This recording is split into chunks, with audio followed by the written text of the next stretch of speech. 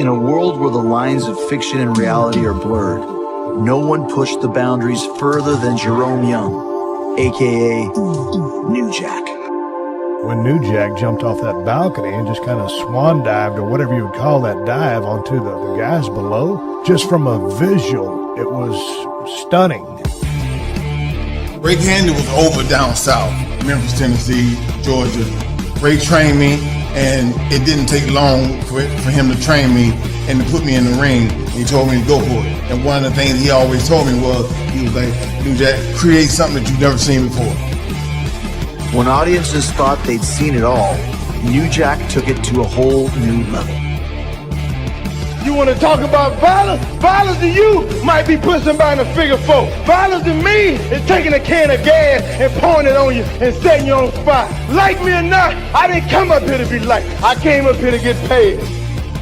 An original gangster, an original ass whooping, an original thug. I got a criminal record. I got a college degree. I've been on both sides of the fence. Whether you want to call it a work or a shoot, if you get on me, I'm gonna get on you back. If you want to work, we can work. If you want to shoot, I'll beat your ass. This was a guy who was unique and who probably could only rise to prominence in a crazy world like professional wrestling. He's a lunatic. He has a reason for being a lunatic. You know, you go into his childhood and things that, happened to him that probably shaped some of his outlook on things. To me, wrestling has always been about, can you make me believe that you are the person you are purported to be? And he had that from the start. I got a college education and a criminal record, so I know how to make decisions. I don't need nobody out here cheering for me, and most of all, partner, I don't need you. He was two people. There was New Jack, who was in the ring, who was that crazy dude who would jump off balconies and hit you with stuff. But then there was Jerome Young, and there was that kid that you would see when you were driving on the road, who would give you the shirt off his back, who would give you his car, who would do anything for you, who would sit there and talk about his children. I truly feel that the reason why Jack was so violent, so extreme, because the way he grew up, his childhood, his upbringing, I think that plays a part in who he is. I mean, it has to. New Jack, for a lot of people, was that fearful wrestler because nobody could talk the talk and walk the walk that New Jack did.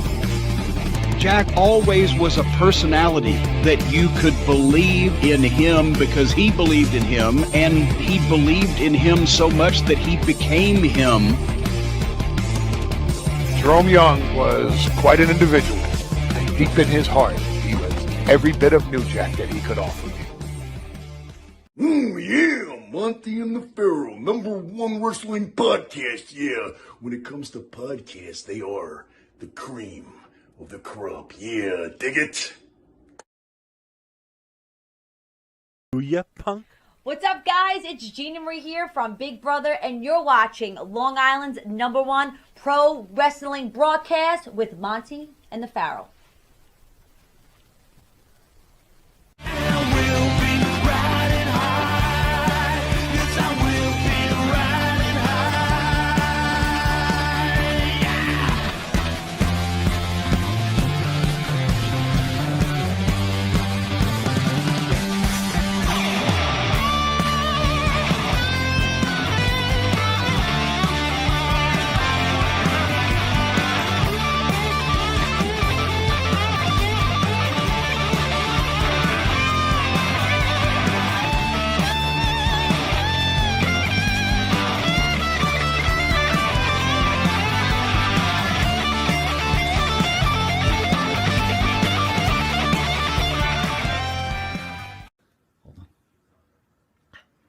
Yo, this is ECW legend New Jack, and you watching Monty and the Pharaoh.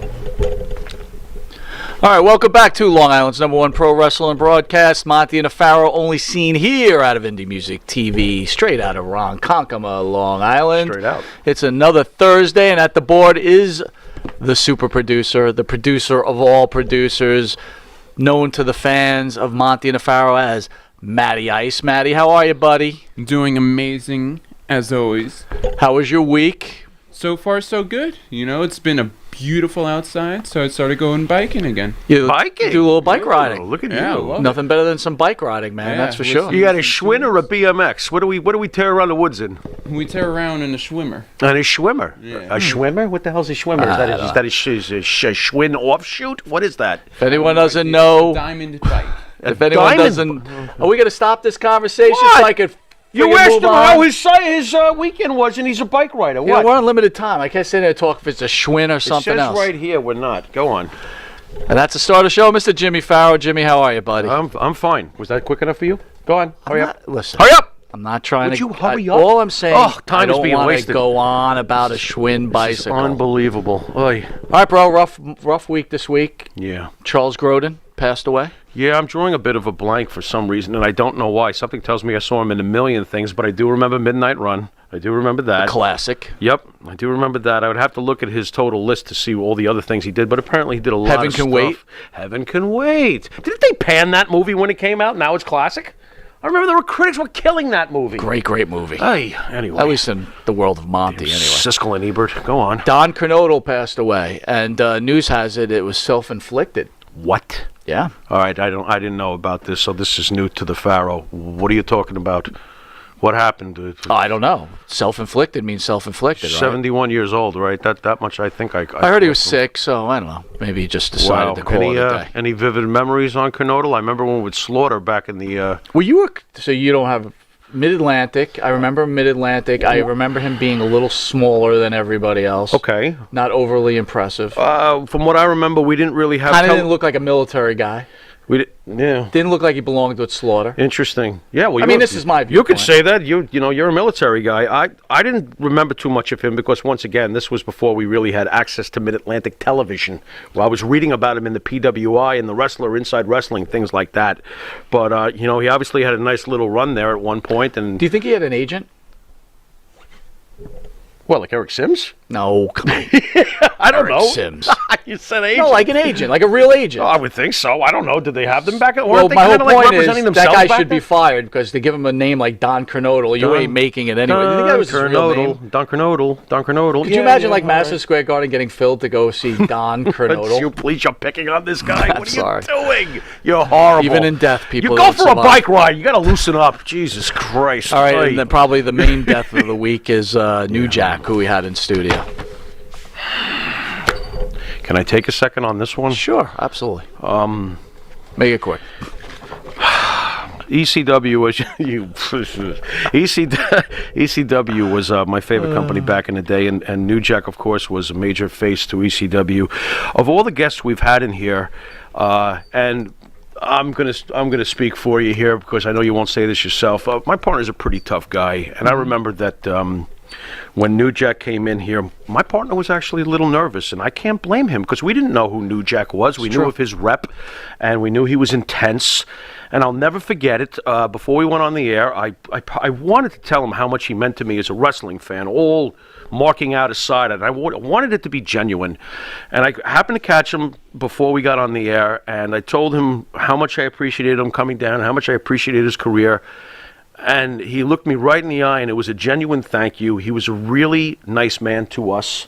One of the things I remember is afterwards, he's like, let's be Facebook friends. So when he accepted my friend request that I sent him, I wasn't going to be like, oh, we're friends. Now I can mark out and torture you every day with stupid emails asking you about this, that, and the other thing. I let him be, man, because being a celebrity of any kind can't be too easy. So I was respecting his privacy.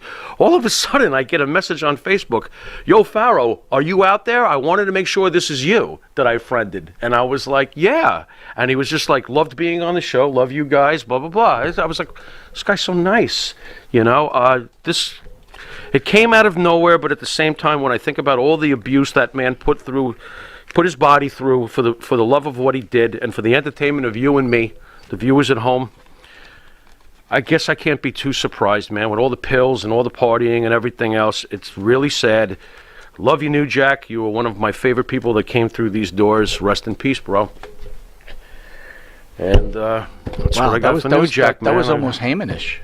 Was it? Well, that was close to a Heyman. He did the right sign there. too. Well, Heyman loved him. You could tell. That was a good eulogy. You could tell Heyman loved him, and he should. New Jack was gold for that man. All I don't know. The only thing I remember is when he was in studio. Cool guy, but I remember when he came in studio, he was staring at me like I was a piece of glass. I'm like, am I going to have to fight this fucking guy? Don't. I mean, seriously, he would not stop staring at me. I'm like, what the fuck are you looking at? He was looking through you. He was right. like freaking me I out. think he was just sizing you up because he didn't know who you were. Well, he was freaking me out. I know he was freaking you out. He was really freaking. I was texting Farrow. This fucking guy's freaking me out. He won't stop looking. Meanwhile, him and I were ready to hit up the Burger King drive-thru afterwards. Maria Davis says Charles Grodin was from Pittsburgh, PA. Pittsburgh, nice. Pittsburgh, PA's got a lot of big-time names coming out of there. Anyway, I'd like to thank the band that sings this theme song for Monty and the Farrow. Our own Jimmy Farrow, along with his partner Park Riggs, make up the band Wisteria Hall. Wisteria Hall sings such great songs as our theme song, Riding High, In My Dreams, This Life. That's a personal favorite of mine. Thank you. Not Far Behind, Here Comes the Rain. Right. You can find their music on Spotify, iTunes. No, I don't think iTunes is around anymore. Is it? Maybe. Who knows? How about Apple Music? Sorry. Okay, that's better. Reverb Nation. And also, please go to Wisteria Hall YouTube page. Hit that like and subscribe. It's only a few minutes, and show the band a little love. Thank you. If you didn't know it, you are watching Long Island's #1 pro wrestling broadcast, Monty and the Farrow, only seen here on YouTube, Facebook Live. Hear us on iHeartRadio, Spotify, Anchor. See us on our Twitch TV, Monty and the Farrow page. Okay. If that's not enough, tune in to channel 115 every Tuesday from 7 to 7:30 and catch the reduced version where these two great guests will be reduced for a half-an-hour broadcast. Be professionally condensed. Reduced. They will not be reduced. And for early risers on Saturday, 6 a.m. to 6:30, and catch them on channel 20. That's a few hours from now, from 2 a.m. to 2:30. I have a problem with that show. I can't really stay up. 2 a.m.? That's when I get up. That's perfect. Go on. We'll be right back with photographer, pro wrestler, pro wrestling radio host, okay, baseball executive, okay, music manager and marketing genius. What else you got in there? I'm not done. You serve at the Vatican? What are we talking about here? The author of Matt Memories. Oh, this. One of my favorite books. Absolutely. The original OG of pro wrestling convention. That's this fair. is the guy. That's fair. That created all the fucking morons we have to deal with on a regular basis. All those guys with the toy belts? I'm going to make some. No, it ain't them. No. Sorry, guys with the toy belts. All Who these. is it? It's all the guys that want to be this guy. Oh, well, that's a whole. Right? Oh, and they try to act like this guy. Well, this guy will be back after this commercial break, along with UWF, WWE, and a surprise guest, Mr. Sonny Beach, right after this. See you in a sec.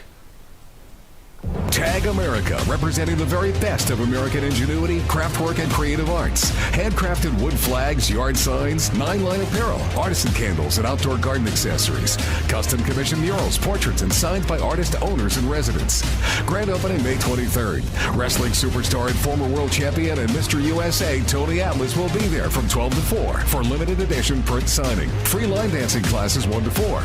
Rain date for line dancing June 6th. Raffle prizes where 100% of proceeds will go to Tunnel to Towers Foundation and 10% of net proceeds of in-store sales as well. Military, police, firefighters, healthcare workers, we want your signatures on our wall of honor. Easy to find, fun to browse. 14 East Broadway, Port Jeff, opposite the ferry, in the Lighthouse Landing Shops, 2 doors from Echolyn Jewelers. Come visit us at 14 East Broadway, Port Jeff, or call 631-741-2344. Because made in America matters.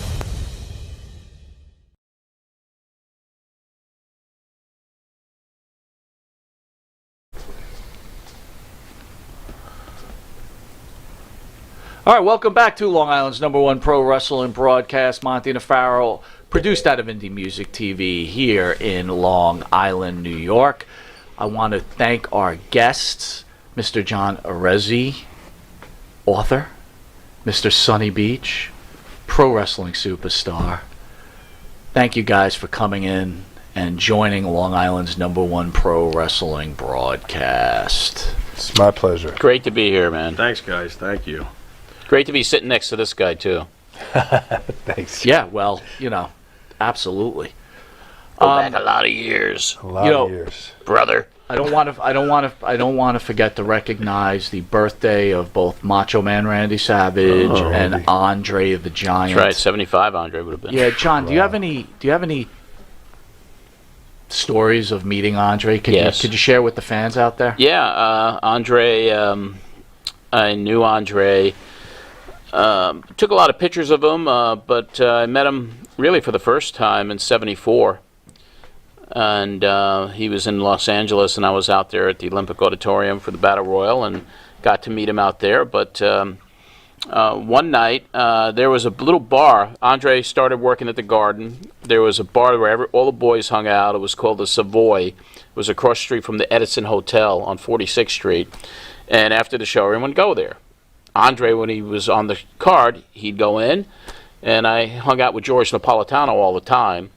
George knew Andre really well, and one night the bar was really packed, so George is like, come on, let's go, we'll go across the street.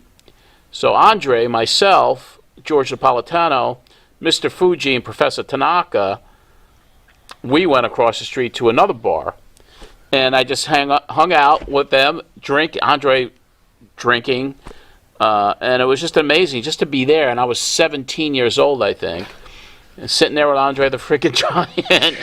But my claim to fame with Andre is that of all the archives that I shot as a kid, I have the only known footage of Andre the Giant's debut at Madison Square Garden on March 23rd, 1973. I was at ringside and I shot his match against Buddy Wolf.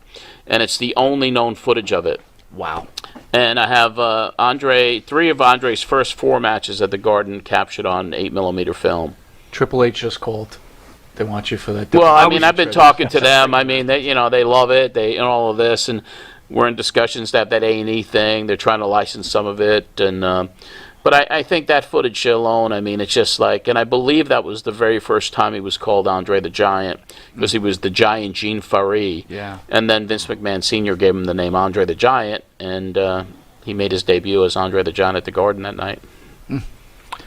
What is your original exposure to pro wrestling? On television as a kid, or? Yeah, it was in 1964.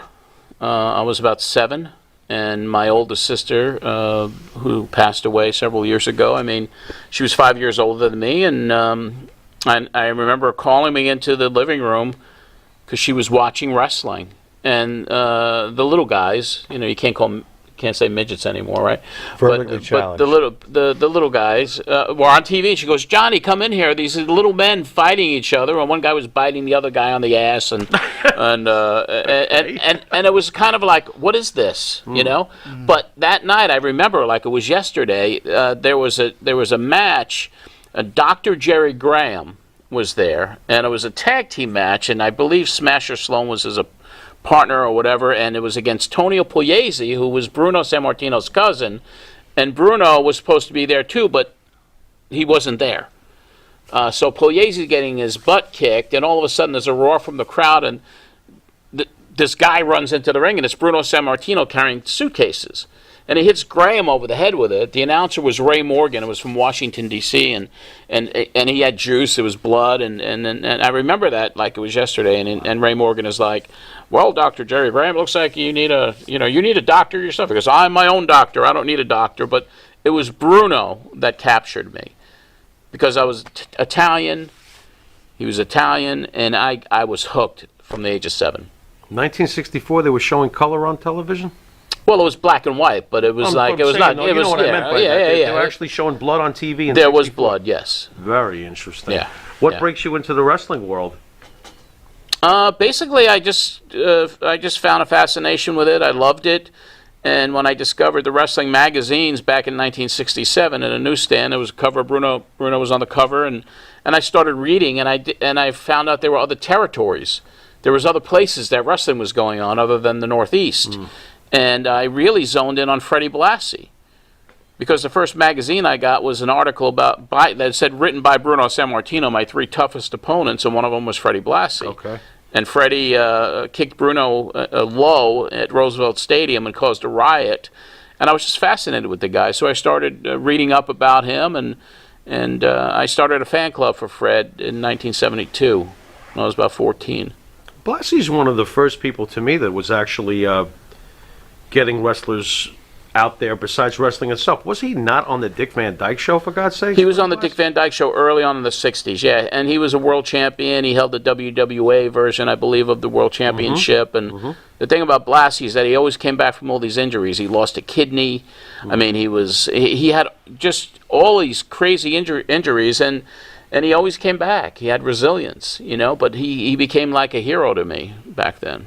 And I found it fascinating that he was a bad guy on the East Coast, and he was a good guy out in L.A. Which is amazing. Almost Johnny Rodz though, right? Because, well, no, Rodz was a bad guy in both. Rodz was a bad guy. Ronnie, I think Java Ruick, right, in Los Java Angeles? Rod's got a big push out west, unlike up here. For the younger wrestling fans, John Arezzi has a book called Mat Memories. If you're a true wrestling fan, you have to get this book. John, like I said in the intro, is an original OG. This is the guy that, you know, almost like he lit the spark on so many parts of the industries. Many good, many bad. We'll get into both. John, where can we get your book? It's everywhere. I mean, no matter wherever you get a book, Amazon, Barnes & Noble, it's stocked at Barnes & Noble, Walmart's, anywhere you get a book. But if you want a signed copy of it, there's one place to get it, and that's through me directly. So all you got to do is go to mattmemories.com, click on a link that says buy the book, and then you could buy a signed and numbered copy directly from me. So in reading your book, right, I you know who Corey Hart is? The singer. I always remember, you know, the song Never Surrender. Like, so when I was reading this book, because you've had such an elaborate career from so many different things, which we're going to cover, but we've only been in this thing a short time, right? We met Mr. Sonny Beach a couple of years ago, good friend of the show, big supporter. But I got to tell you, a lot of bullshit comes along with this industry. How do you deal with... You didn't just in the wrestling industry. You were a big-time mogul in the music industry also. How do you deal with the bullshit? Well, I mean, the only way you can deal with anything, I mean, you just try to look it square in the face and you try to deal with it. And I don't like drama in my life, so if somebody's, you know, I mean, the older I get, I don't like drama in life. But years ago when I was in the business, I've been in the wrestling business 3 different times, and I leave it when I get disgusted with it.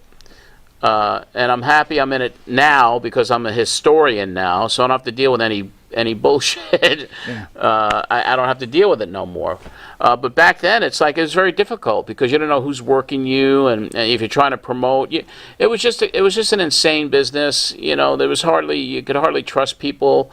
You know, you keep your close friends very close to the heart, like this man right here. Good man. I mean, I've known him for 30-something years. He was always nothing but kind to me. We've done things together. I took him overseas for some shows I promoted there. And Cactus Jack McFoley, another dear friend, and Sean Waltman, dear friend of mine. I mean, people, those are the types of people you keep close to the vest, and the rest of them you could tell. Now I have an intuition if someone's working me or not, and I don't put up with anything. But back then, I didn't have the experience. I didn't have I didn't have the confidence in a lot of ways to be able to tell somebody to go screw themselves if they're trying to screw me first. Well, because you were a fan at first, right? And then you found your way, and it gets hard to work through that type of thing. You got wise to it eventually. You want to believe the best in people, you know, and you want to give everybody a chance, but if it looks like shit, smells like shit, it's usually shit. Right. You know? Right. So. And I got to thank a guy like George Napolitano who mentored me. Great as a young photographer. I had a press pass at 16. And him and Bill Apter, you know, those were the guys that took me in under their wing. Very fortunate to have those guys. I mean, you know, they couldn't believe I was even at ringside. They're like, who are you? You know, George, who are you? How'd you get here, kid? But that's another story. That's in the book on how I got that press pass. And that was kind of you talk about an elevator speech. I gave Willie Gilzenberg, who I thought ran the WWF. I gave him this elevator speech. I mean, they had an office in the Holland Hotel on 42nd Street where the wrestlers would pick their tickets up, the photographers would get their press passes. And I was like, I got to get a press pass. And Willie Gilzenberg shuffles in. He's a little old man, and the office was on the 2nd floor. So I get into the elevator with him, and I push floor 18. And as we're going up, I gave him this whole quick elevator speech, and by the time we got back down to the second floor, he said, "Come with me."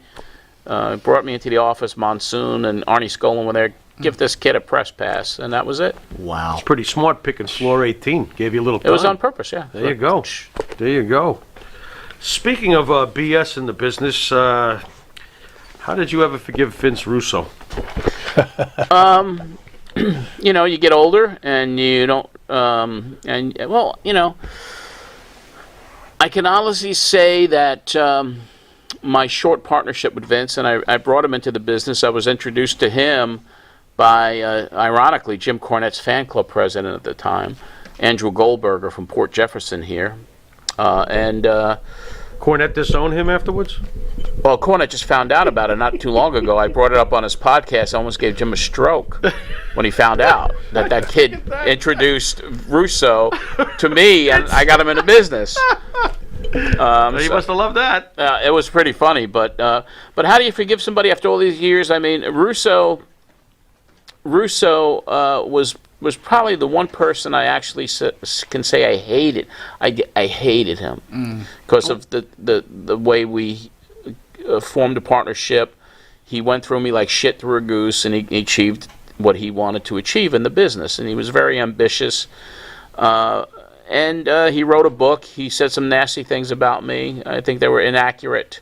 I let it go because I was out of wrestling. Well, and then he did a podcast. You had a show that he basically leached into. Well, he came into the radio show. I mean, he came in as a advertiser at first. He had a video store called Will the Throw Video on Middle Country Road in Coram. Okay. And you know, I was introduced to him. I brought him on as an advertiser, and then I booked a personal appearance for him with Honky Tonk Man. So Blockbuster was housing his ass, and you did him a favor? Yeah, Blockbuster was in, but basically he wanted to get into wrestling. He said he had a journalism degree, and he wanted to do a newsletter with me because he knew I had a big fan base. Okay. And he wanted to take the show, which was on WGBB on Long Island, he wanted to take it to a bigger station, to reach a bigger audience, and at that time, you broker your time, you buy the time from the station, so WGBB would charge $400 a week for 2 hours, and then he cuts the deal to go to WEVD, 1050 AM, 50,000 watt powerhouse,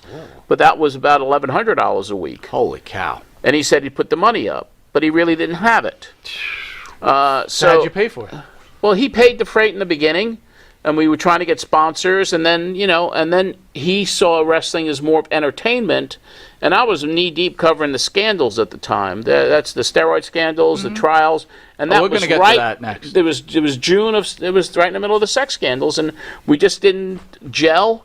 We split up very publicly, and you know what really brought me back into wrestling. Here's the ironic part of all of this, is that when he did a podcast called Truth with Consequences in November of 2018, he had said some things about me on that podcast. Can you share what he said, though?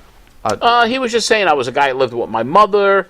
You know, my mother. He was getting sticky with the whole thing. He was like saying how he got his start, and I was this guy and con guy, or whatever he was saying. And I heard it, and I was like, that's enough, because he challenged anybody who ever had a problem with him to confront him. And after I heard that podcast, my nephew sent me the link, and he says, "Uncle, Vince Russo's saying things about you." And I reached out to his producer, and I says, "I want to talk to Vince." And we did it. We did a thing on YouTube. And I said, "I'll do this as long as it's not a sabotage, as long as we treat each other like gentlemen and we speak about our differences that happened 20-something years ago." And we did. And he cried. I mean, I made him cry. He literally cried? Yeah. He's an emotional guy, that Vinny. Well, I mean, because I said, you're the only person I really ever hated and despised, and I don't use that word lightly. Good. But I forgave him. And there were things about him that I maybe not acknowledged. I didn't know he was going through a lot of financial issues at the time, and he didn't know what was going on with me, but he wanted to go in a direction of entertainment, and I wanted to cover it as a journalist. Wait a minute, though. I don't know if not having any money gives you the right to take advantage of someone and use them to the best of their ability. You know, I'm going to say it again. If I knew you back then, that shit would have never happened. It would have never happened. Were you guys Vince Russo would still be picking up the fucking You garbage get, on the street right You get smartened up after a period of time, and that's one of the reasons I left wrestling too, because I just couldn't. There was a lot of things going on. Yeah. But I mean, you know what? At the end of the day, and I could look at and today it's. I know a lot. He's very polarizing. You hate him, you love him, or whatever. But I don't have any hate in my heart for Vince Russo anymore. I don't. I don't know if he's changed personally. All I know is that we talked this thing out. I went to Colorado for the holidays to visit my family. I got together with him, with my nephew, and we have an amicable relationship today. Because I don't want to be enemies with anybody. That's fair. But that's it. I mean, it's not like I will not, I won't do business with him. He said he could help me or whatever. And I just let him live his life. I have an amicable relationship with him.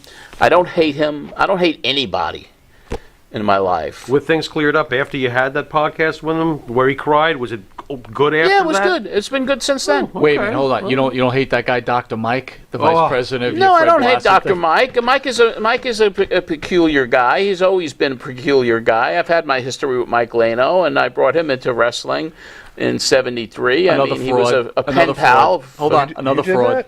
This list is starting to get. Hey, listen, I'm responsible for a lot of made things. a lot of frauds guys. out there, pal. A lot of frauds. Well, the main The thing, master the of wrestling wrestling. conventions and the talk shows. I mean, that's where John really made his mark, especially on Long Island. But I brought in some interesting characters in You the brought in business, some great right? characters. By the way, Jay Butler out there says, rip Paul Mooney. He's exactly right. I didn't forget Paul Mooney. He passed away. Great comedian. Oh, Yeah. my God. Wow. And another guy with a great career. Absolutely. So, John, my first experience with you was, Pro Wrestling Spotlight. Okay. And then, then you appeared on Dark Side of the Ring, that UWF version of it, right? Mhm. I'm like, oh, shit, that's John Arezzi. But the one thing I remember was you on the Donahue show. Mhm. We had Lee Colin, the brother of Tom Cole, on the show. Recently? Earlier this year. Okay. A few months Really back. nice guy. Yeah. But I have to ask you, what did you really know about the Ring Boy scandal? What did I really know about it? Yeah. I knew Mel Phillips. Okay. I knew Mel Phillips since I was a kid, 16, 17, and developed a friendship with Mel at the time. And he was odd, Try anything on you? No.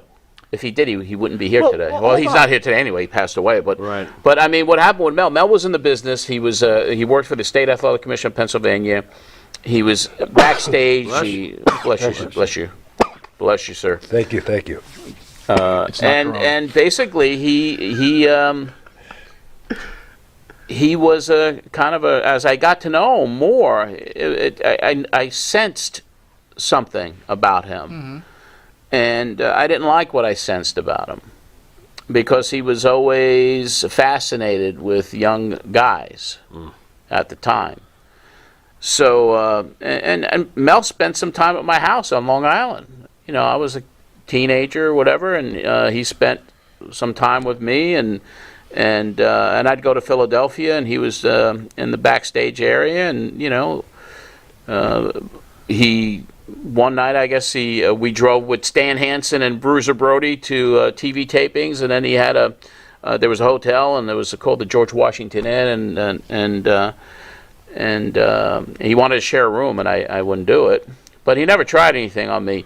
But the thing is like there were allegations about him, and people knew that there was something going on with him and younger guys, and it was not taken care of well before the 90s But scandal. I want to make something clear. Out of Tom's own mouth, Yeah. right? Well, actually not Tom. Out of Lee's mouth, Yeah. I apologize. Tom was of age. Mel approached him for a sexual advance. Tom turned it down, went and slept in a van, and he was terminated a day later, a week later. At the time. What do you mean? Tom was terminated? Yes. He was terminated from whatever position he was doing at the ring, right? This He was was working in the Lee's- warehouse, this was right? Lee's- He was Lee's working in story. their warehouse, right? Yeah. So here's my problem with the Ring Boy scandal thing. Yes, Mel could have been off, weird, different, but he didn't he didn't take it, from the stories I'm told, he didn't do anything, he didn't rape anybody. I mean, since when is it illegal to ask someone, hey, John, I like you. Would you like to have a drink? Let's go on a date. I don't think there's anything wrong with that, right? And Tom was of age. Let me tell you something. When he used to hang out with me on the island, and I'm not even going to. There were some kids who were in the neighborhood that he was fascinated with. Like young kids? Yes. Okay, understood. Like under 10, 10, 13, or whatever they were. Right. And every time he'd even see me, and he'd mention their last name, how are those boys doing?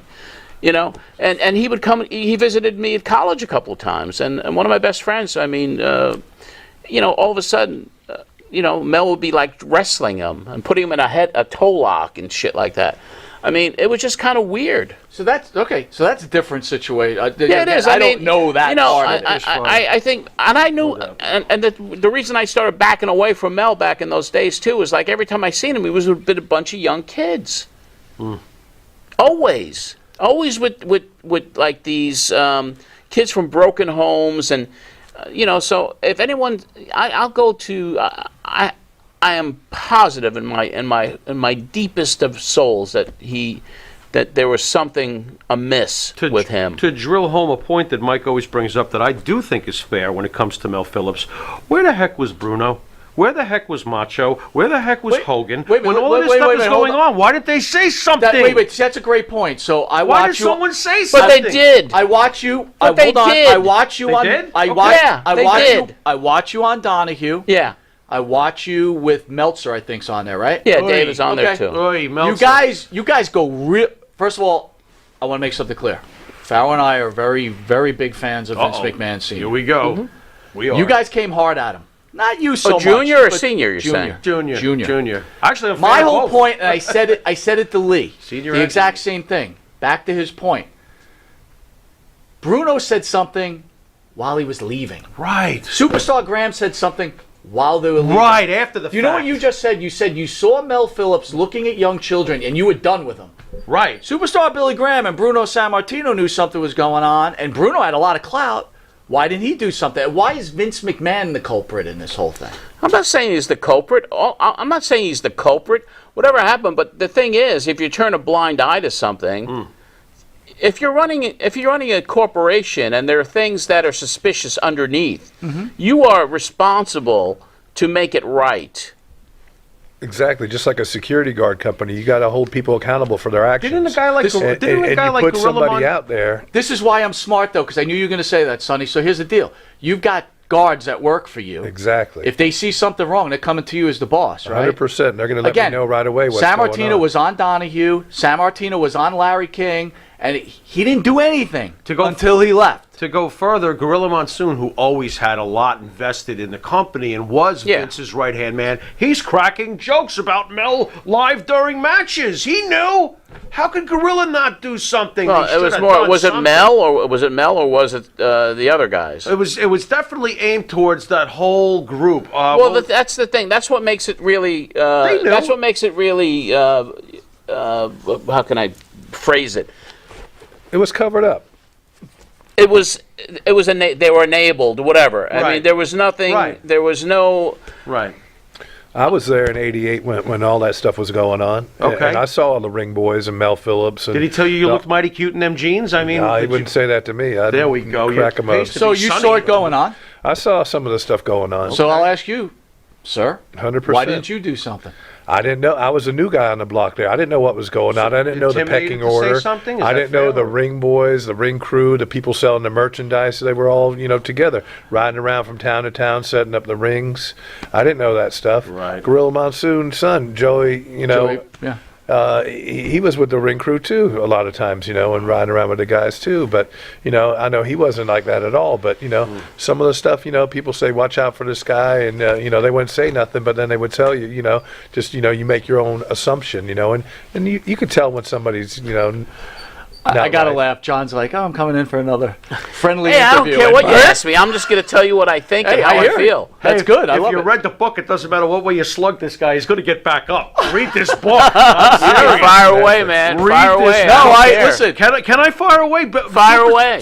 My man, superstar Billy Graham. Who, listen, and I know you'll appreciate this. We grew up watching him. He was one of the first early guys that we were very enamored with. He was amazing during his time.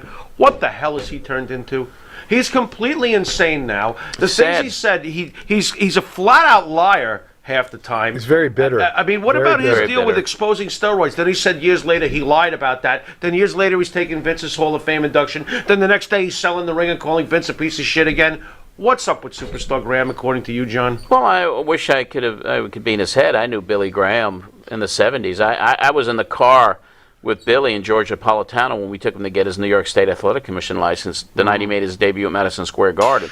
I've had dinner with Billy Graham. Okay. I covered the trial that Billy Graham was a part of. Billy Graham was on my Pro Wrestling Spotlight radio show. It was in March of 1990, and that's when he spent an hour talking about what steroids did to him, and that's what kind of set me off. Once I found out what was going on, and he was saying that 90% plus of the guys were on it, and this is what happened to somebody who's been on it for years. So, but what happened to Billy? He played back and forth, right? He hated McMahon. He loves McMahon. He hated McMahon. This and that. I mean, only Billy can answer that. I mean, Billy probably didn't save his money. Billy always was looking for an angle later on in his life. Knowing him all those years he ago, was a trendsetter. He was the father of the steroid era in pro wrestling. By the way, I want to tell the fans that interview you had with Billy Graham actually started the ball rolling, which almost destroyed the life of Vince McMahon Jr. Correct? I don't know for a fact of any of that. All I know is that when Billy did that show, and there was so much that came out about it. The newsletters all transcribed it, wrote about it. There might have been a federal investigation with Saraharian at that time. Who knows what was going on? But the coverage that I did during that time period was making light and bringing to light things that were going on. I didn't like, personally, and this is just as a fan back then, I liked the era of Bruno, and I liked the era of the Gorilla Monsoons and the Blassies and the Pedro Moraleses and all of those guys. I left wrestling, I come back, and everyone was like, it's like cartoon characters. And then when Billy came on my show and spoke about that, there was an issue there. I mean, and it was just like, why? And it's like with steroids, it's proven to be bad for you. I mean, it can mess you up. But I'm not a lawmaker or anything, but I just saw what was happening to the business, and guys that were getting the monster pushes like Ultimate Warrior and Warlord, and all these guys were it was based on muscularity in a lot of it. So way to go, John. So now I realize that you brought these wackadoos into this, and now by you making a statement, now we have wrestlers like Orange Cassidy. No, we Look at don't. that! Congratulations. Now no one does steroids, No, Marco and now Stunt. we got Art and Marco Stunt. Way to go, John. Yeah, Way to full go, circle. pal. Full circle. You are the creator of all of the creator of all wrestling. Yeah, I've destroyed the whole business. This is terrible. Me personally. You know what I don't get, though? You can't tell me that Vince Sr. was making Superstar Graham take roids. There's no way. I'm not believing. Vince Senior? Yeah, Senior. When he was champion, No, he I worked don't for think. Vince I don't. Senior. I don't. I don't yeah, I see don't that think at all. I don't think that anyone was You have a saying you better choice take if you wanna steroids. take 'em or not. They didn't tell you. But when They you didn't put a point gun the to your finger, head. not No one you, put- but no when they one puts point a gun the to your finger at head. Vince McMahon, like you're the guy that's your fault now. You pay. But you go back to what we were talking about. I mean, if you're running a multi-million-dollar company, you're supposed to be the person who is in charge. You're in You're charge. the captain. You're responsible. And you set the policy. But you have your tier of people that help you along the way, and if these people don't do their job, it's going to cause you an issue. Vince McMahon really, he knows everything that's going on. That I believe. Today, 20 years ago, 30 years ago, when he took the business over from his father in '84, he's a genius. He's a marketing genius. He changed pro wrestling forever. He's a billionaire, and he's only to get richer when the WWE is eventually sold to whenever it gets Do you sold. see that happening? Do you see him I selling? do. 100%. Absolutely. Boy, that's depressing. What do you think the wrestling world will be like when the McMahons are no longer involved? You'll be going to Orlando, right, to go to a theme park and a museum and a Hall of Fame. No. So that's why pro wrestling is dying a very slow It ain't coming and back. cruel Yeah, death. this is what it is. They're going to put Mickey Mouse into the Hall of Fame? All right, we'll be right back after this commercial break with What the- UWF superstar Sonny Beach and the man of many hats. Many hats. I'm a schizophrenic. John Let's Arezzi. say it straight. We'll be right back. Do you treat your dog as part of the family? Well, so do we. So why not celebrate your pup's birthday with the ultimate party box? Check us out on Instagram, Twitter, and Facebook at Party Pup Info, and let us make your pup's party or any celebration perfection. M&J Video Games and Collectibles. Sport and non-sport cards, wrestling items, autographed items. We buy, sell, and trade. M&J Video Games and Collectibles, located at 1049 Queen Street, Southington, Connecticut. Call us at 1-860-479-9223 or 860-93-GAMES. M&J Video Games and Collectibles. The Monty and the Pharaoh Show is brought to you by... Because wine is your second favorite four-letter word. California wine, New York attitude. Good fucking wine. Yeah. All right, welcome back to Long Island's #1 pro wrestling broadcast, Monty and Pharaoh, only seen here out of Indie Music TV with our special guest, Mr. Sonny Beach, and author of Matt Memories, John Arezzi. Well, John has done many, many very important things in this business. We wouldn't have the conventions we have today without his presence and his originality and his original thinking. We wouldn't probably have all these YouTube podcasts and all these other things today if it wasn't for some of the ideas he placed into motion many years ago. So he's done plenty of great things, but you've also had some very interesting relationships over the years. How about telling us a little bit about the Grand Wizard?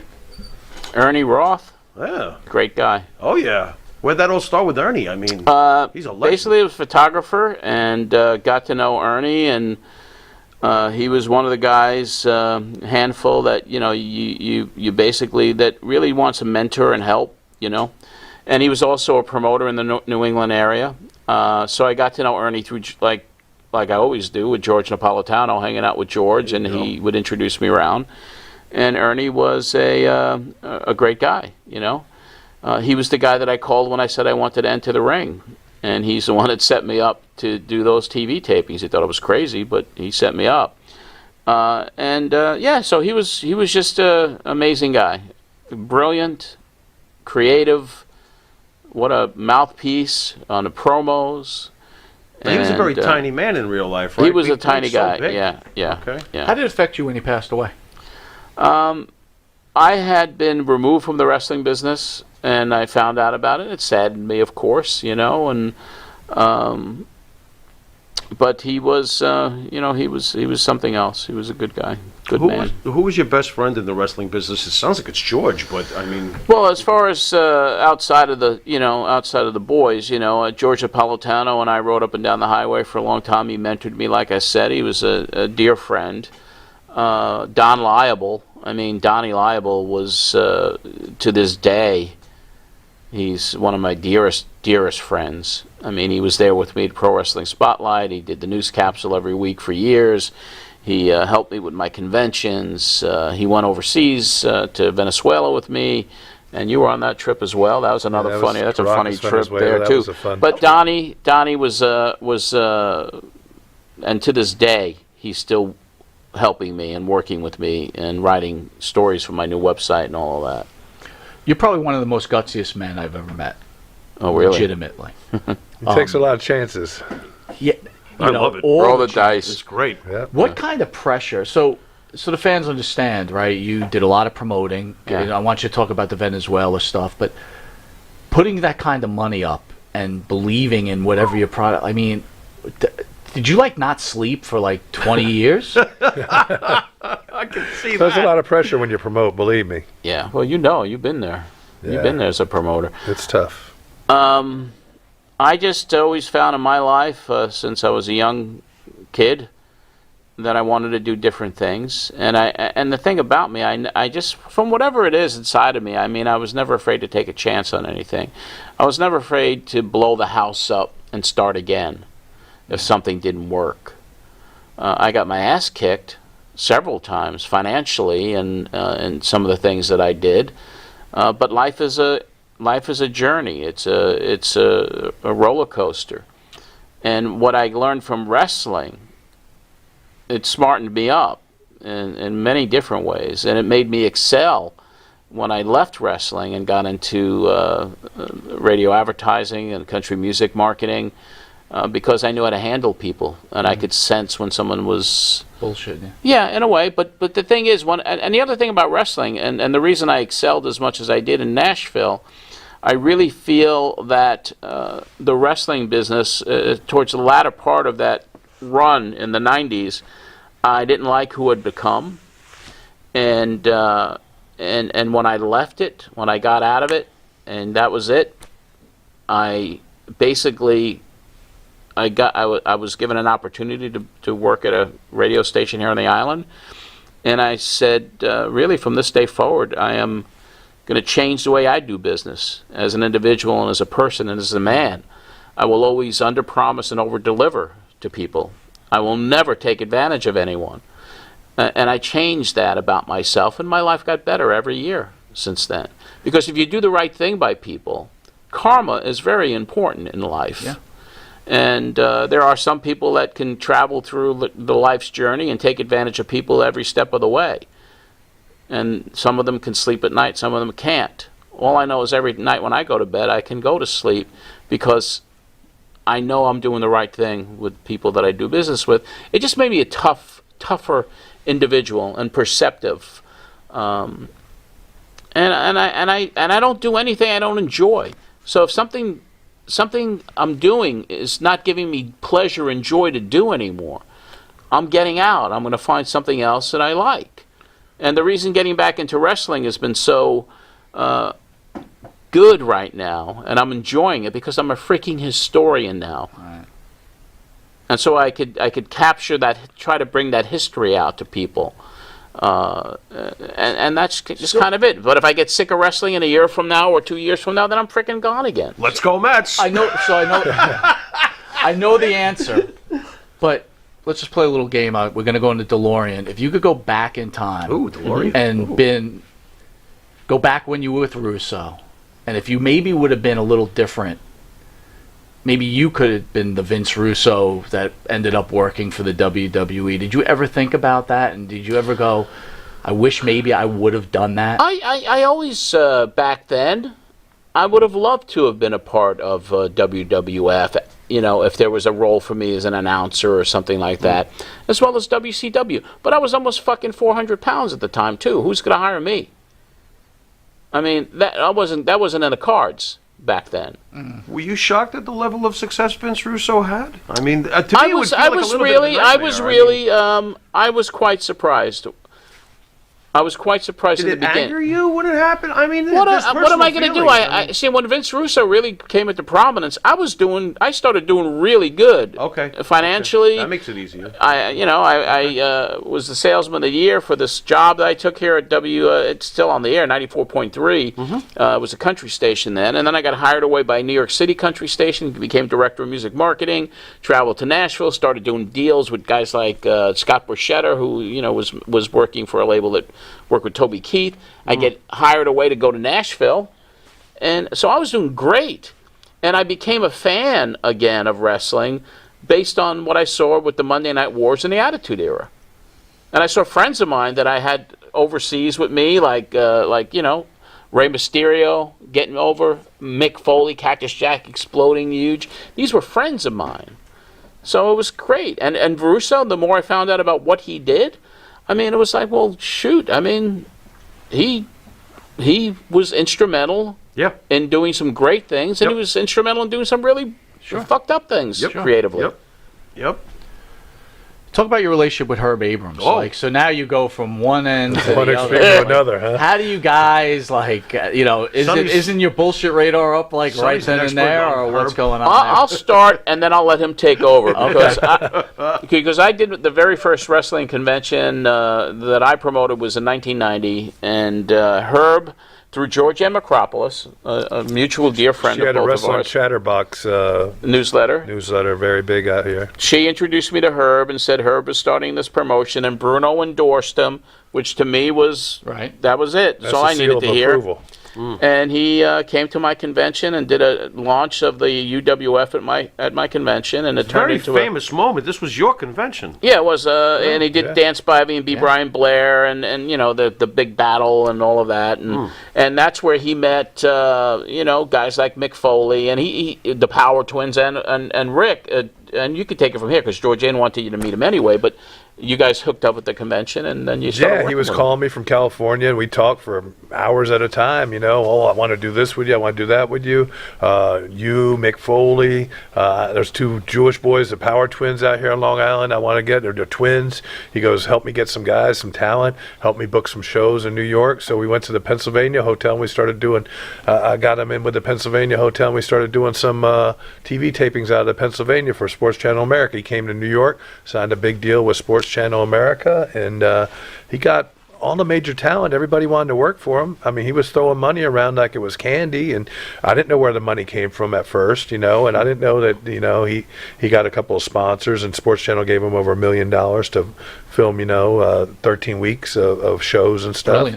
Brilliant. So he started getting a bunch of guys. Bruno, was the commissioner at the time. He got Craig DeGeorge to do the play-by-play with Bruno on TV. Little Captain Lou. It was Captain Lou. He had Andre the Giant with us. I mean, he had some big name. Paul Orndorff, Don Morocco, Bob Orton Jr. I mean, he had John Tullis, and I mean, it was like Ivan Koloff. The list goes on and on. The talent that he had, and if he would have, really budgeted his money and he did it the right way, he could have really made a big, huge impact on the wrestling business. You worked in the office with him, correct? I mean, you were literally in the office with him like every day. And I what saw was that like?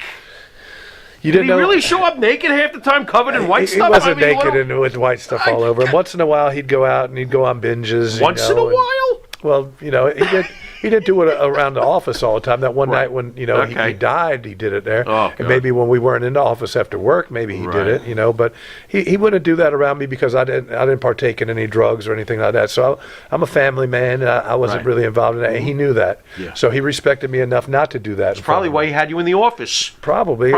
We would get work done when I was in the office. Delegating, We were trying to book some overseas tours, at the time of his death, and he was trying to get up, find more money and try to syndicate shows overseas. So, I mean, John will tell you. I mean, we did shows for him at Plain Edge High School. Me, Mick Foley, Bob Orton Jr., Paul Orndorff. I mean, it was like a WWF, card there. Yeah. Lanny Poffo was there, Boris Zukov, the Conquistadors, the Power Twins, Tony Atlas. I mean, we had Barry Horowitz. I mean, it was a great show from top to bottom. Iron Mike Sharp. So, I mean, it was great times back then, and back then we had creativity where we could do our own promos, we could do our own matches, we could have our own angles, and anything went with her. I mean, you were free to do anything. Like Mick Foley, we talked about it a few times recently. Is that's where we really like soiled our oats, like with each other in the ring, and got to do our battles and got to get the extreme and the hardcore, and creative control, and that's what Mick brings up all the time, like you're saying. The creative control that Herb gave.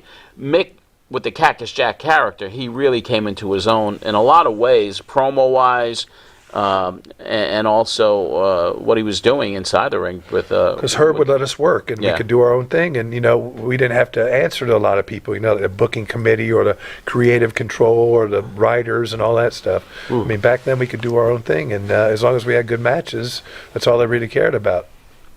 Incredible. But he was a bit of a nut too, though. He was very eccentric. I mean, he was hilarious. He was a jokester. He was a good guy to hang out with, with joking or going out to dinner. He would tell a ton of jokes. He'd make you laugh. He always wanted to make people laugh.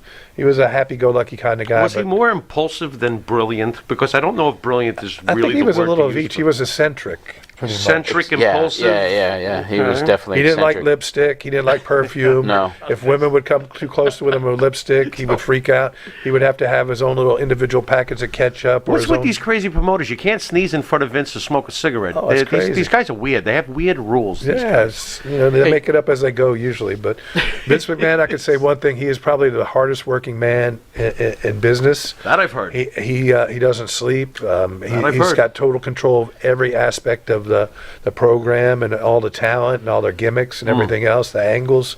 He's involved in everything, and I respect him for that. And he's put his time in, a lot of hours, a lot of time away from home, family. Right. This guy doesn't rest. He doesn't go on vacations. He doesn't do anything. He just works hard, and his work ethic paid off for him and his family all throughout the years. Sure. With that, we'll be right back after this commercial break with Sonny Beach and John Arezzi. Jimmy, I gotta take a dump. What? No, I mean I need a dumpster. Well, for all those needs, you need to call Big V Dumpster Rental, Long Island, New York, 631-900-DUMP.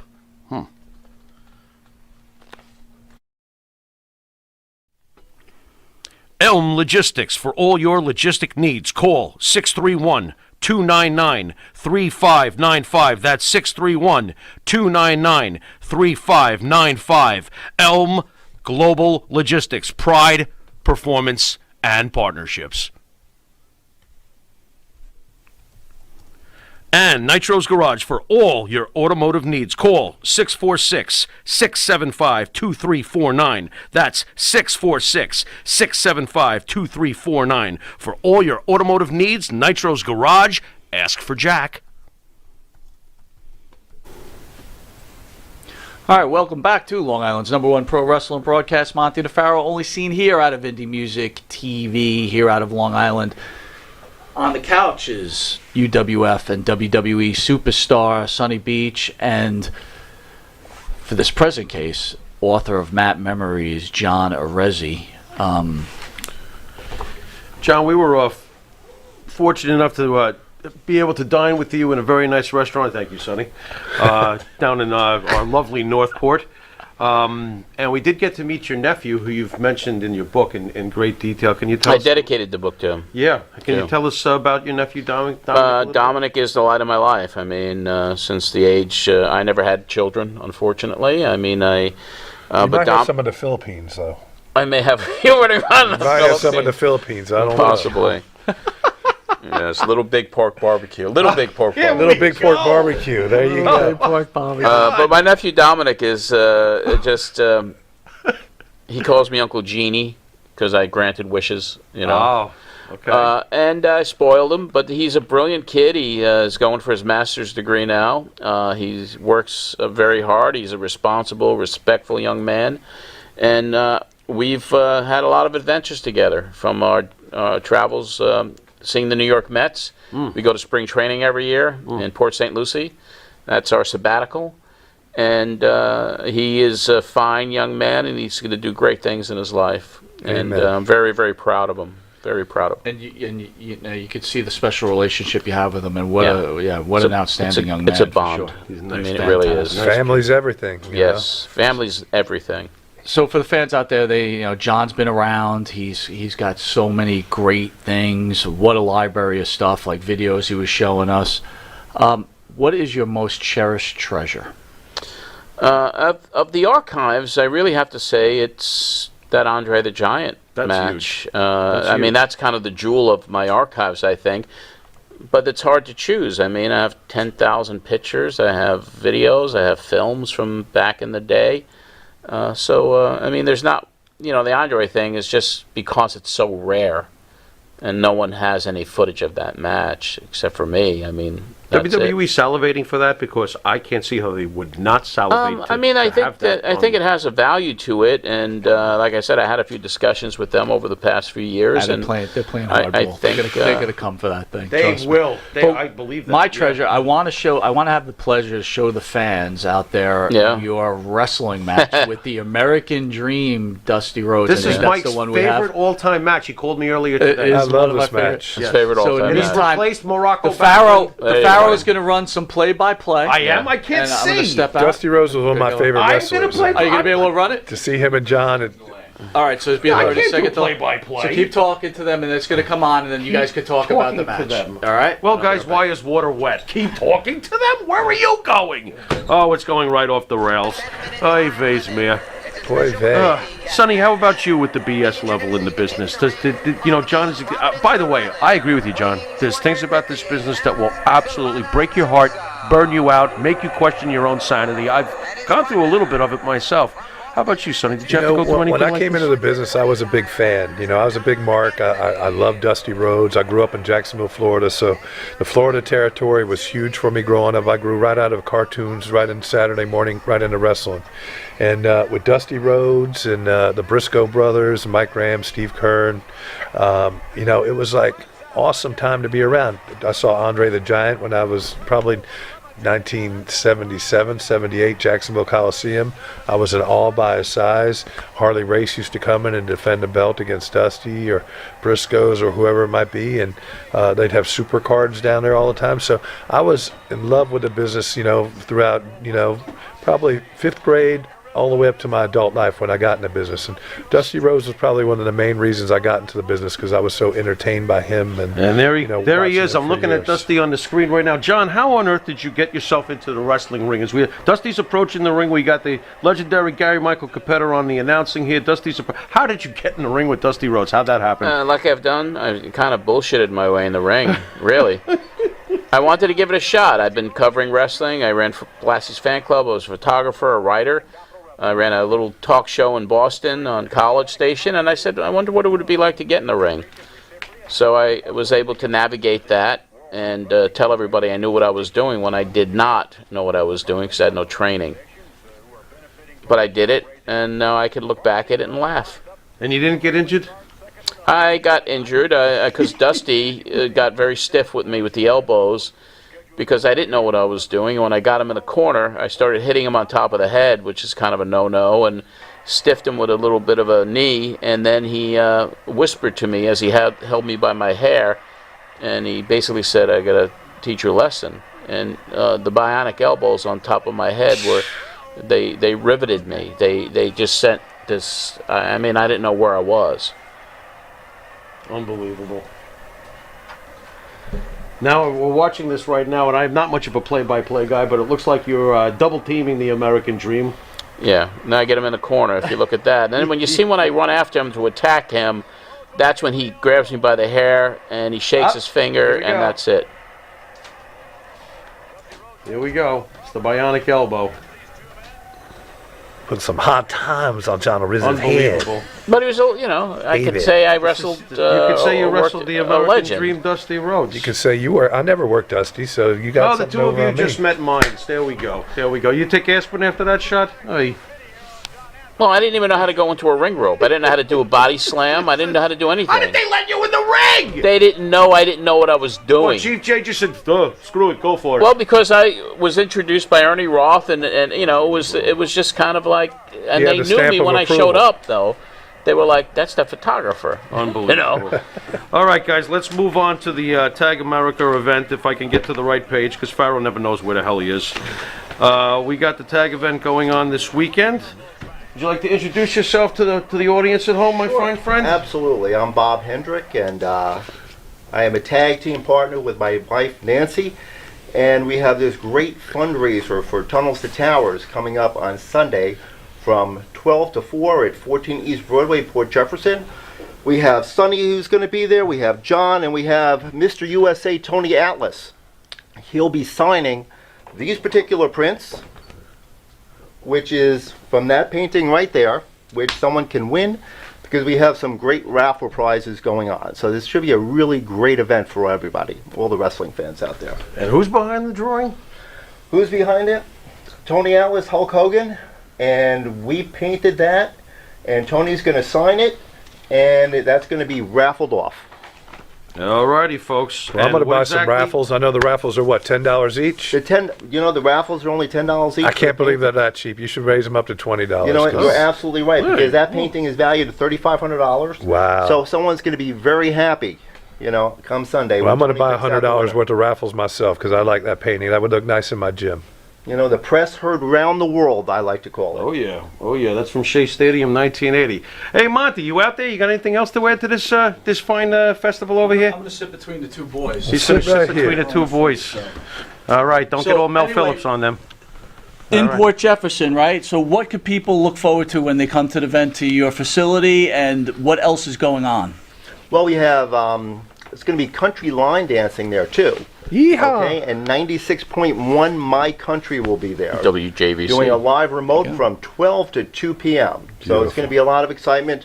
And Tag America basically is like an all made in America store. Nice. Our emphasis is on God country and, the best country in the world. God bless the United America. States of America. There you go. And artisans across So the country. every raffle that people are going to put that money, is 100% of that going to Tunnels? 100% Tunnels to Towers. So I think the fans, even that aren't in the state of New York, need to know what Tunnels for Tower is and what they do for people. The Tunnels to Towers was actually set up after 9/11 when one particular fighter, Stephen Siller, was running through the tunnels to get to the towers. He made it there. Unfortunately, did not make it out, during the attack on 9/11. And this foundation was set up to help military, police, firefighters, everybody that suffered, some sort of casualty, back in 9/11 and currently to this day.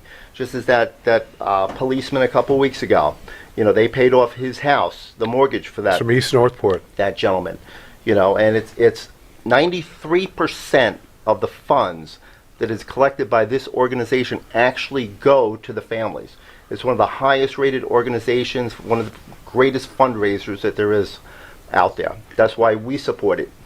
And I think in the last local news, right, the police officer that was unfortunately run down by a drunken driver, Yes. and she took his life, Tunnels for Towers paid the mortgage for that family so they don't have to struggle during these difficult times. That is correct. I believe he had two young children, and it's such a tragedy, but Tunnels to Towers Foundation steps up and helps families like that.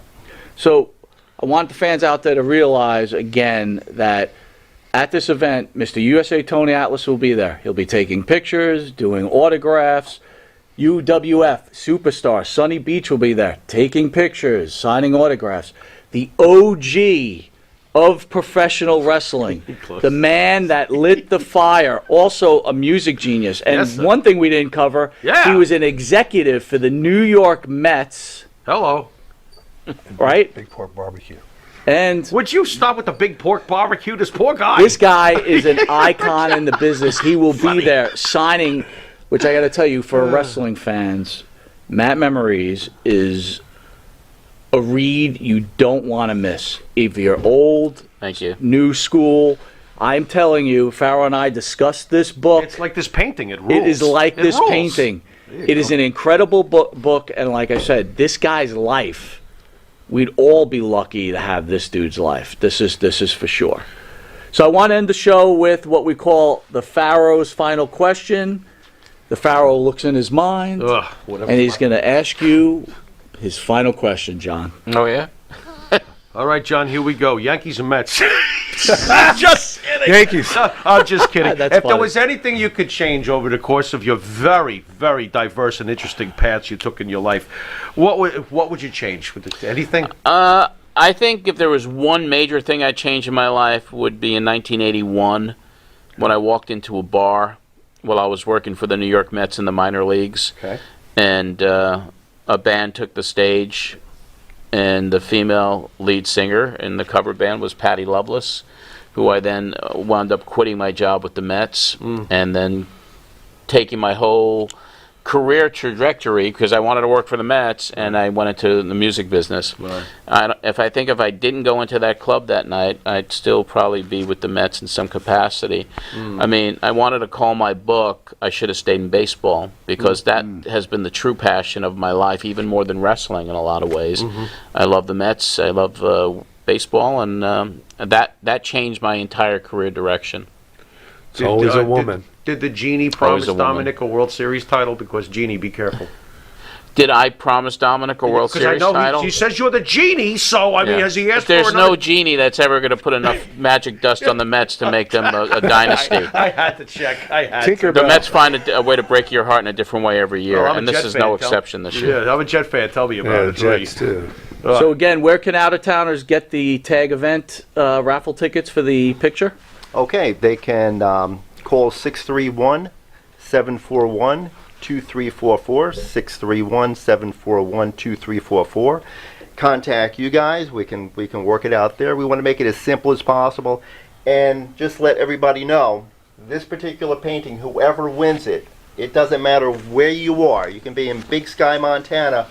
We will personally ship this to you at our cost to make sure that you will get this unbelievable painting of the press heard around the world. John, where can people get your books besides Sunday at the tag event?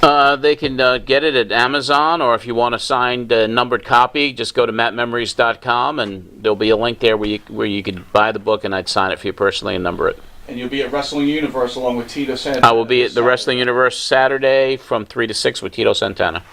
And Sonny, where can people see you? This Sunday, I'm going to be at the big tag event out in Port Jefferson. Me and Tony Atlas signing autographs with John Arezzi and telling stories, kissing some babies, shaking some hands, and hopefully we sell a ton of raffles for this awesome Tunnels and Towers, foundation and charity, and they do a lot of good things, and I'm so proud to, be associated with this event this weekend. So wrestling fans, come out, have a great day, meet some people, shake some hands, and do a good thing for charity, good thing for Long Island charity. And New York Monty charities. Farrell, I want to say we're proud to have a sponsor like Tag America. We are honored to always have the great pro wrestler, great human being, Sonny Beach in-house. And John Arezzi, thank you for giving us the honor to be able to interview you and giving us the respect to have you on this show. And I know I could speak for the Pharaoh in this case. You have lived a great life, and it's well-deserved, and you're a good human being. And Thank you. We really appreciate you taking the time. And thank you for asking me to be here.